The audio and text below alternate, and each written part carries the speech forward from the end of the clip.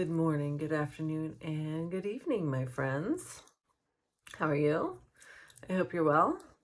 I'm doing okay. I'm pretty tired today. My dog wanted to go out pretty often last night, kept waking me up, and the last time he woke me up, I heard the rat in the ceiling again. It's definitely a rat. I'm going to call pest control today. Some kind of pest control. I cannot delude myself any further. I must deal with it. It's extremely frustrating, especially since I have a plumber coming today. So I may not be getting that microphone I want for a little while longer. have to pay the service people first. So anyway, whatever. Gotta do what's gonna be done, right? So yesterday, I haven't been looking at my analytics on YouTube at all. I haven't wanted to see how quickly people clicked off, and I just had a feeling it was going to be depressing at this stage in the game, but I decided to look and see like which of my videos were doing the best and which ones got the most clicks and why. And so currently my video with the most clicks, I can't remember the exact title, but something about how my addictions evaporated. And I thought that that one was the most popular because people were looking for other people's stories to help so they, so that they could get help with their own addictions. That was my hope. That is not, in fact, at all what was happening.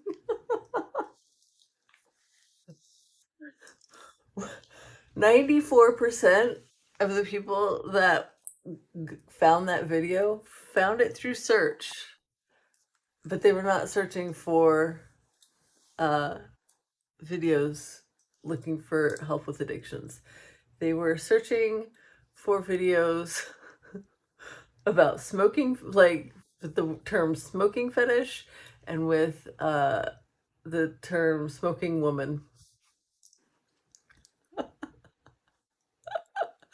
And of course, they all clicked off within like a second of arriving because it was very clear that I was not going to light up on screen and I was not going to fetishize smoking. I mean, they should have known from the title.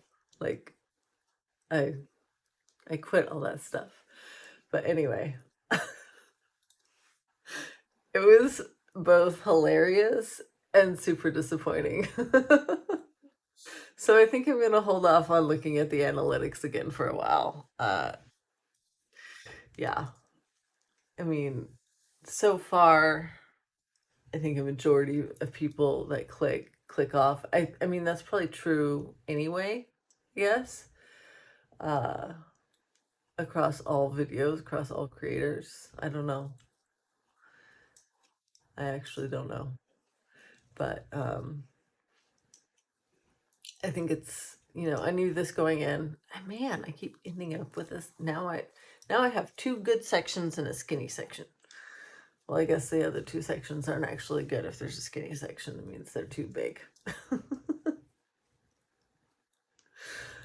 I'm really thrown off today because my day's not normal. I have that plumber coming, and any disruption to my schedule like really puts my nervous system into a tizzy, especially if I didn't get good sleep the night before. And I really didn't. My dog, I think it might be because I have my kitchen windows open because it's hot right now. So he can hear everything going on in the yard. He wanted to go out like every 2 hours last night. And for a couple of them, I was like fairly certain he didn't have to go out because I'd already let him out. And so I just said, no, go back to bed. And he did, thankfully. But I still woke up and had to do that.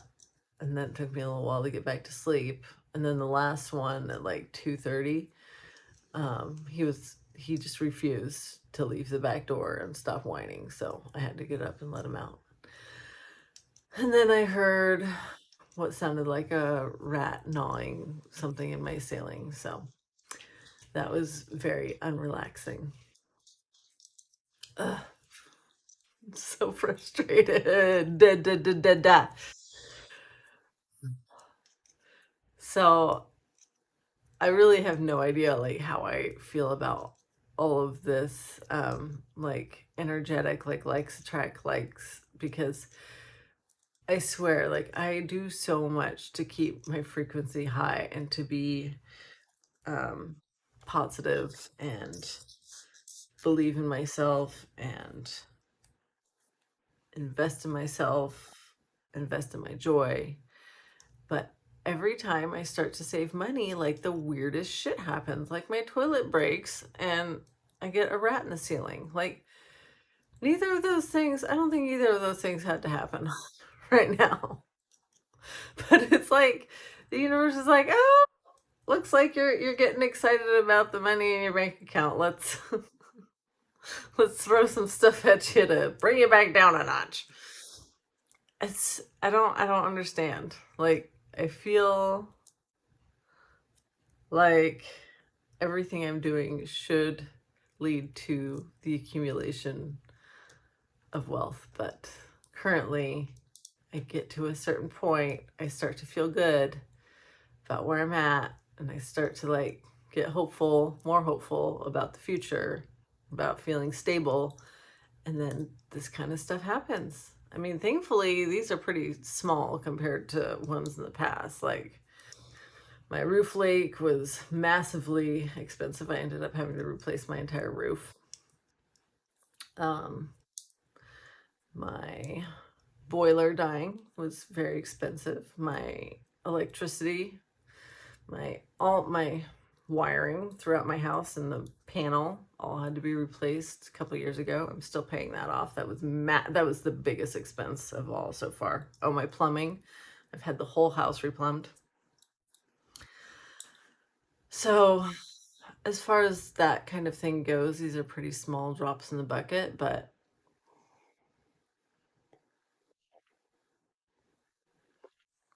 it's just, I'm feeling like Sisyphus. And I heard someone the other day, was it? It might have been John Kabat-Zinn. Um, in the full catastrophe, and I have the audiobook and I haven't been listening to it lately for some reason, but it might have been him, might not have been also, I can't remember, but someone I was listening to recently was talking about how maybe Sisyphus learned to like pushing the stone up the hill and found meaning in it. I mean, I guess you'd have to, right? But is that kind of like Stockholm syndrome? where, where you kind of glorify the struggle because you can't escape it. So you just identify with it.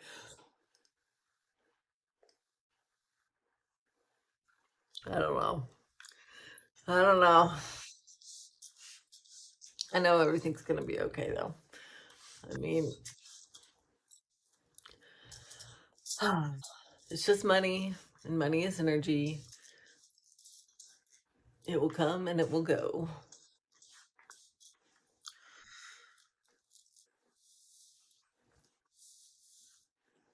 And tomorrow is payday, so that's good.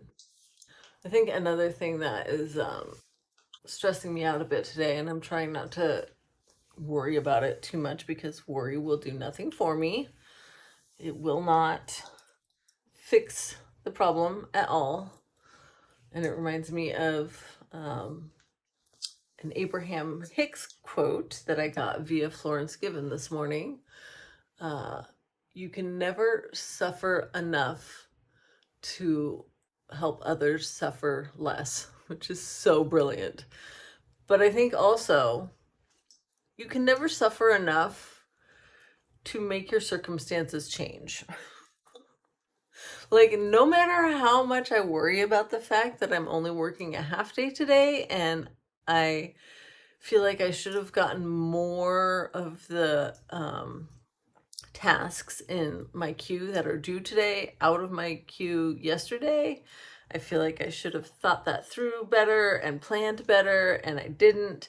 And now, now I feel like I'm going to be under crunch time when I get to work later, and I'm only going to have a few hours to do it, or I might have to work later and I don't want to, and like all this stuff. But like, none of this rumination, none of this suffering is going to change what actually happens when I get to work.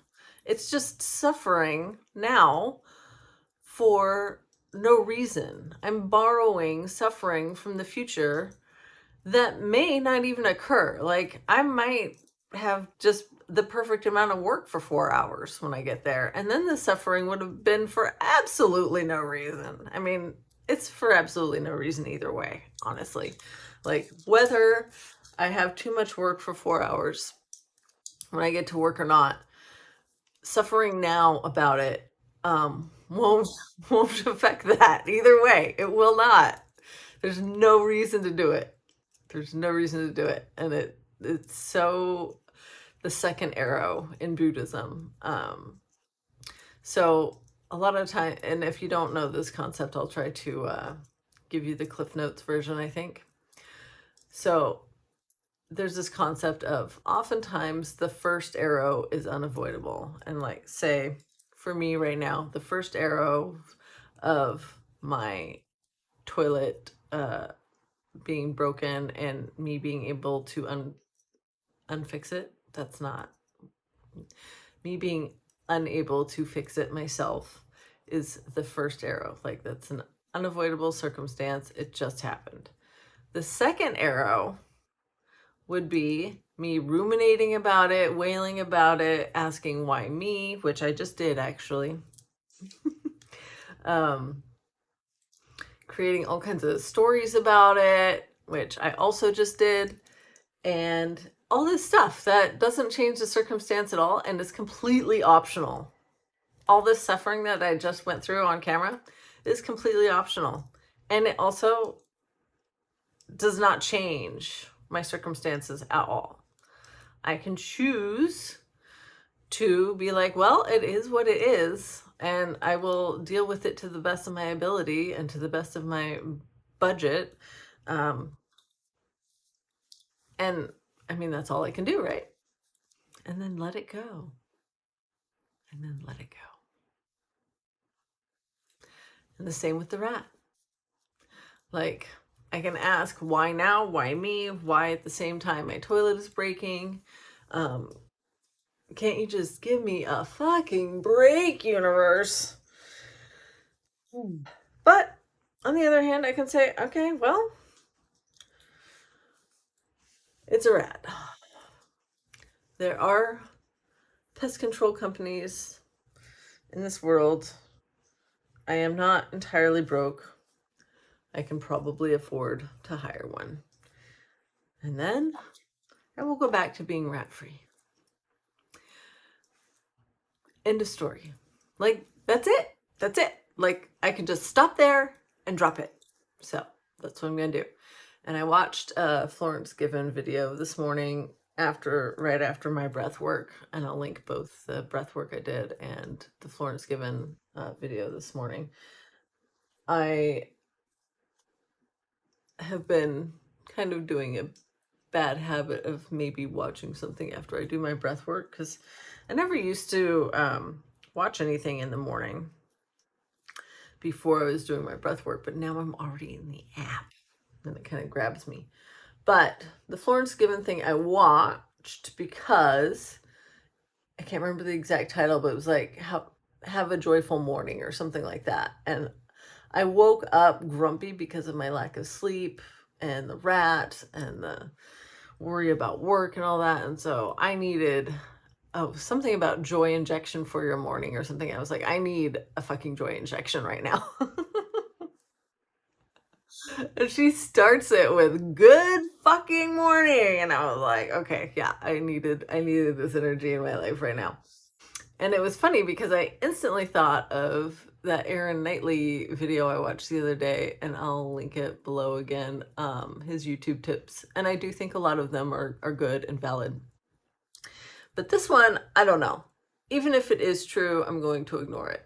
He says not to swear because the algorithm doesn't like it. But this video of Florence Given's where she starts off with the F-bomb, it has 7.9K views. So it's not hurting her too much.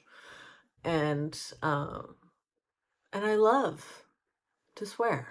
I don't do it quite as much as Florence does because I learned to be a good girl, and especially when I was doing hair. Well, I did customer service for years and just was basically not allowed to swear. And I feel like here I'm kind of doing the same thing. Like I feel like I kind of have a bit of my customer service persona on. And I do know that you're not supposed to have the F-bomb within the first 7 seconds of a video, because when I first started uploading my art shorts, YouTube would choose the thumbnail for my shorts. And oftentimes my fuck ring would be in that, and they mark those 18 and up, those specific shorts, because this was on the thumbnail and I couldn't change it, which was annoying. But so I've been careful about not swearing, but I love it. Like and I've loved it since I was a kid. I love swearing. And I think it's because my mom hated it so much. Like from a very early age, like I was not allowed to swear. I wasn't even allowed to say butt. I had to say buns. And I thought it was so weird that there were these words that had this much power. And I made it my my goal to learn all of them and learn all of their definitions and become a pro at using them. And so by first grade, I'd asked all my friends and all their older siblings what all of the swear words were and their meanings. And I was a wordsmith with the swears from then on. And I have never lost my love of them. And I know some people think it's immature, and that's fine. Go ahead and think it's immature. I think it's fun. And my personal connection with spirit swears up a storm, like in my world. Spirit does not care about our concerns about language. Spirit is so just like unimaginably omnipotent, and spirit is everything, like everything. And if you've ever watched nature shows, nature is fucked up, man. Like zombie bees, the funguses that like, and ants, the funguses that grow in insects and make them do things that they wouldn't normally do so that the fungus can spread, and like toxoplasmosis that makes rats unafraid of cats so that it can spread to cats. And like nature is a part of spirit. Nature is spirit. And nature is like diabolical, man. Like, I'm sorry, but to think that spirit is gonna care about fuck, like, just seems kind of insane to me. Spirit is not that delicate at all. So, yeah. So that's how I'm feeling today. I'm gonna really try hard not to inflict the second arrow on myself any more today than I already have. And I am going to vacuum and do a little cleaning. Like, I'm sure my plumber doesn't care, but I always feel weird having like people I don't know come into my house. Like, I want it to be perfect. It's not going to be perfect. I'm not going to get that nitty gritty about it, but I am going to vacuum. And I'm going to journal. Oh, and I'm going to empty the toilet tank since it's such a pain in the butt, so he doesn't have to do that. And yeah, and then I'm just going to wait for him to arrive and hope that it is easy for him and inexpensive. And yeah. Okay. I hope that your morning is much better than mine and that you are feeling good and happy, maybe healthy, maybe wealthy, maybe feel at ease. I love you so much. Have a wonderful day or night or whatever time it is, whenever and wherever you are. Okay? See you next time. Bye-bye.